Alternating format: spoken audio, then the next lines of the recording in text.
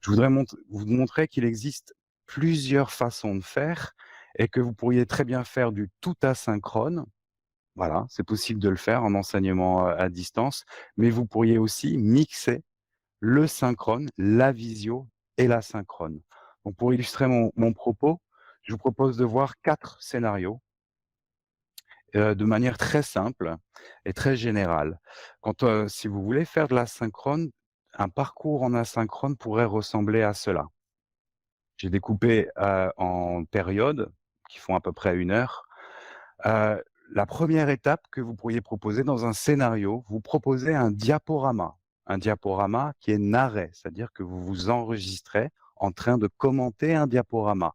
Hervé, peut-être l'évoquera tout à l'heure, comment le faire. Une fois que vous avez fait ce diaporama, vous le mettez à la disposition des élèves, ils doivent le consulter et la deuxième tâche que vous leur demandez, c'est sur un forum de répondre ou de partager leurs questionnements par rapport aux vidéos qui ont été proposées. Vous pourriez aussi dans un forum leur poser des questions.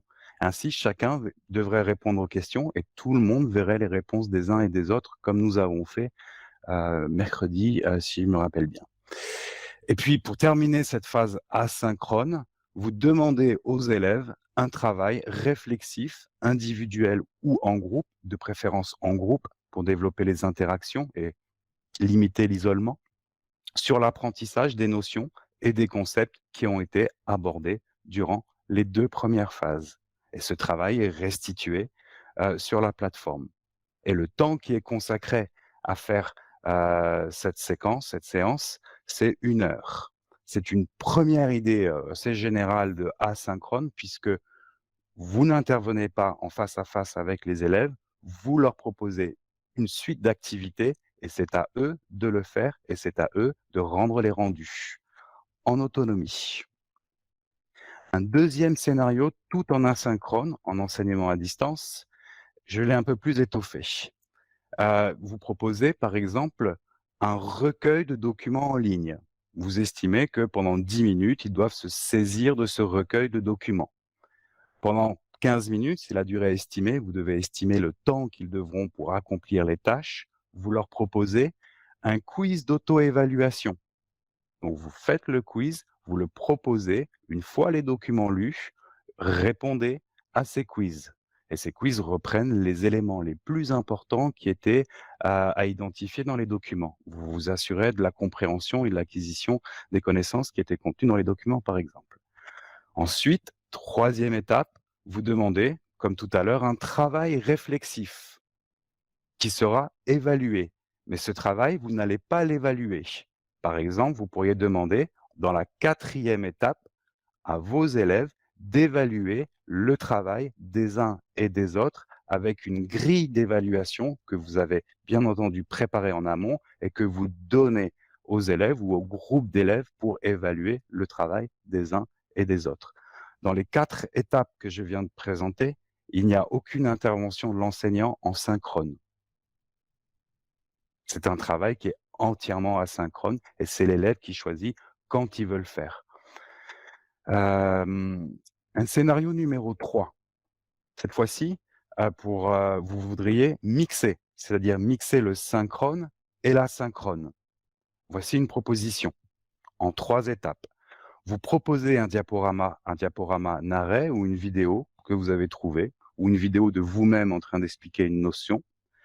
Vous demandez aux élèves de, vous retrouver en classe virtuelle, après avoir vu cette ressource, pour répondre à leurs questions. S'il n'y a pas de questions, c'est qu'ils ont tout compris. S'il y a des questions, vous y répondez en visioconférence.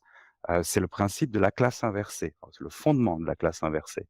Et ensuite, en asynchrone, une fois que vous avez répondu à leurs questions, vous leur demandez un travail réflexif à produire individuellement ou en groupe et qu'ils doivent déposer sur la plateforme. C'est une possibilité directement inspirée de la classe inversée. Et une avant-dernière exactement, toujours dans cette idée de mixer le synchrone et l'asynchrone, c'est, vous commencez avec une classe virtuelle comme vous avez fait aujourd'hui. Ensuite, pendant 15 minutes, vous fermez la classe virtuelle, vous mettez pendant 1 heure vos élèves en travail asynchrone ou une période donnée. Vous leur demandez de faire un travail de recherche documentaire documents qu'ils doivent déposer sur la plateforme. Deuxième étape. Troisième étape, vous leur demandez de préparer une synthèse des éléments qui étaient contenus dans les documents qu'ils ont eux-mêmes identifiés et vous demandez qu'un rapporteur par groupe soit désigné. Et à la fin, en synchrone, on se réunit en visio et les rapporteurs présentent à la classe leur synthèse au nom de leur groupe. Voilà 4 exemples de synchrone, asynchrone, soit tout asynchrone, soit vous mixez synchrone et asynchrone. De fait, sur les périodes en bleu devant vous, les élèves ne sont pas en visio. Les élèves ne sont pas en visio, ils sont en train de travailler, ils font une recherche documentaire, où ils sont en train de parler entre eux, mais ils ne sont pas en visio avec vous. Et puis une dernière que je trouvais intéressant. Voilà, ça c'est un peu mon idée, parce que les autres, c'est des modèles qui existent sur internet. Je m'adresse aux profs de langue notamment, mais je pense que ça peut intéresser tout le monde si vous avez des classes nombreuses. Et vous en avez. Vous pouvez diviser la classe en 2. Sur une même heure, vous allez, pendant les 10 premières minutes, faire une visio. Vous allez présenter l'heure de cours, et puis vous allez découper votre groupe classe en 2 parties. Une partie ira faire un travail en asynchrone et une autre partie restera en visio avec vous pendant, admettons, 15 minutes. Ainsi, vous allez pouvoir vous adresser à un petit groupe d'élèves, 15, admettons, et vous débarrasser de l'autre partie de la classe qui ira travailler en asynchrone sur un parcours, par exemple, un ensemble de quiz et de vidéos à voir. Et puis, au bout d'une demi-heure, vous switchez. Le groupe qui était en asynchrone vient dans la visioconférence et le groupe qui était en visioconférence fait le parcours en asynchrone. À la fin de l'heure, vous revenez, toute la classe revient en visio et vous débriefez sur ce que les élèves ont fait en asynchrone, puisque vous allez pouvoir consulter leurs réussites et leurs échecs. Voilà, j'espère ne pas avoir été trop lourd en cette fin de semaine. Évidemment, je vais vous envoyer ce diaporama. Pour ma part, je vais m'arrêter là. Le sujet, je pense, nécessite plus de temps. Et si j'avais voulu poursuivre en asynchrone avec vous, ce que je vous aurais demandé